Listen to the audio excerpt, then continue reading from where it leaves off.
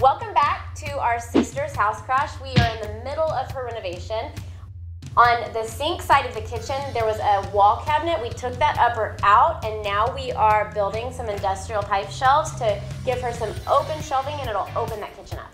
And that's just what we're building right now. The great part about these shelves is you're only gonna need two tools, your saw and your nailer, and you're only gonna need two 1x2s per shelf. You need some trim, and you can have fun with this. We're gonna be using barn wood. You can use any kind of wood you want. And you're also gonna need a 2x4 sheet of 1/2-inch plywood. And two Shaney sisters. And don't forget the pipes. We'll be linking to those in the description box below. Multi-purpose. All right, the first step to building this shelf is gonna be to build the inside frame. And this is gonna be 1x2 boards. So whatever length that you want your shelf to be built at, you're gonna need to make these boards, your first two boards, that length. However, you wanna take into account the wrap of your trim. So in this case, our trim is 3/4 of an inch thick, so we've deducted that from, this length. We're going to start on one end, Add a little bit of wood glue, and we're going to use our nailer with 1 1/4 inch brad nails. and then I'll do one down here on this side, and then we'll eyeball the next two. You can eyeball because you're not gonna see them. That's right. And what this is doing is building up the inside of our shelf because we want our shelves to look like they're big and beefy and like they're one piece of wood. But what people don't know is that we're building this with 1x2s and hiding it, and it's giving us the strength that we need in the shelf, but without the weight or the cost of the wood. So we're gonna flip it over now, step 2, and put wood glue on the end of each of the cleats. Stack this baby on top. Put the nails in. Step 2 is done. Moving on to step 3. We're gonna add our 1/2-inch plywood now. And Ashley, you wanna go ahead and dry fit it? Yeah. Make sure it fits. Should be a perfect fit, flush on all sides. I made the cut, so naturally it's going to be perfect. I'm adding a line of wood glue on one side of the shelf, and Ashley's going to stick that on there. We're gonna attach that plywood to the frame with 1 1/4 inch brad nails. Okay. Flip it over, and we're gonna add it to the other side real quick. Same thing, add a line of wood glue down the frame, attaching that the same way. All right, now the fun part. We are going to set this up on its end, and this is gonna be the front of our box. So we are gonna measure this length right here, which is 44.5 inches, short point to short point. You're gonna cut that on your saw, but because I'm so awesome, I did that at my house and put it in our truck to come here, already cut. So to attach it, we're using the same 1 1/4 inch brad nails and wood glue all along the front, and the glue will hold it.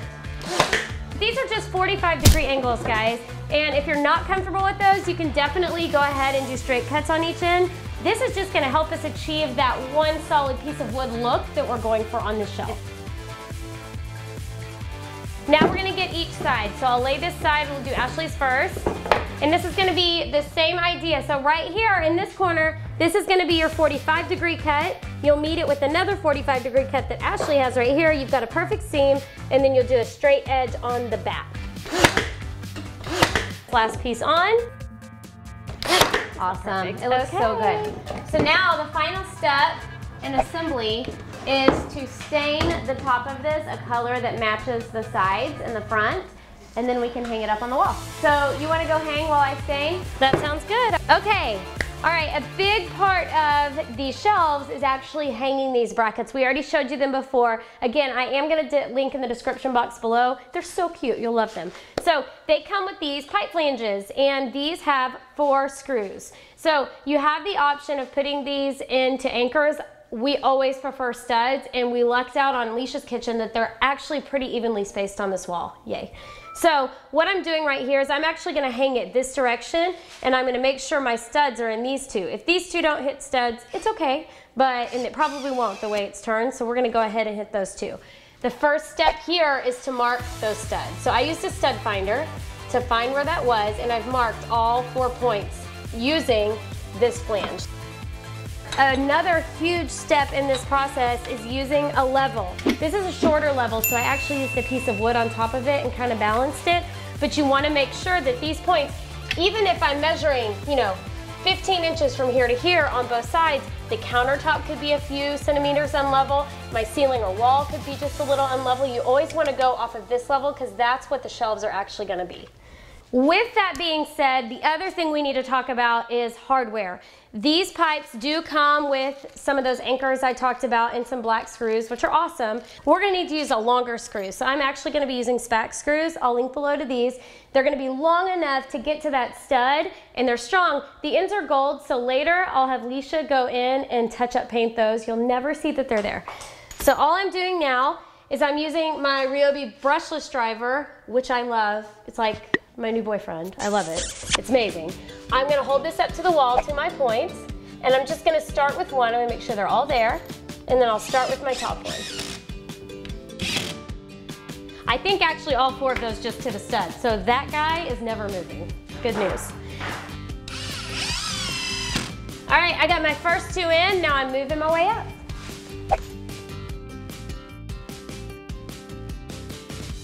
All right, I got all the flanges attached to the wall, and now it's time to screw in the pipes. All right, these simply screw into place. The ends come off too, which is kind of fun. Now you can buy pipes at the hardware store, but these are already cut for you, and they were so inexpensive. These could double as like chin-up bars, depending on who's doing the chin-up. All right, all we need to do now is set our shelves in place, and we're done. Yay! All right, Ash, here's the final shelf. Oh, I can't wait to see it. I know, me too.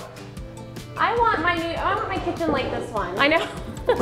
Man. Time to go redo our kitchens. That's so cute. You did a great job on that design. Thank you. You know what I love about it? I love that these look like solid chunks of wood, yet it's a bunch of different pieces that don't cost a whole lot of money. Awesome. Do you remember what it looked like when I had that big cabinet there? Yeah, I don't want to remember it though. And it so totally what a difference. Opens it up, and it gave us a space to put the backsplash all the way up to the ceiling. It's amazing. It has really changed this kitchen entirely. And then you turn around and it's something else. I mean, I'm so happy with this. And there's one last step. All of these come with little clips, and once you have your shelves totally in place, you'll come up under here and you'll secure them with the screws. That way the kids can't knock them over, or you can't knock them over, and you're done. You've got yourself some industrial pipe floating shelf shanty out. On to the next project.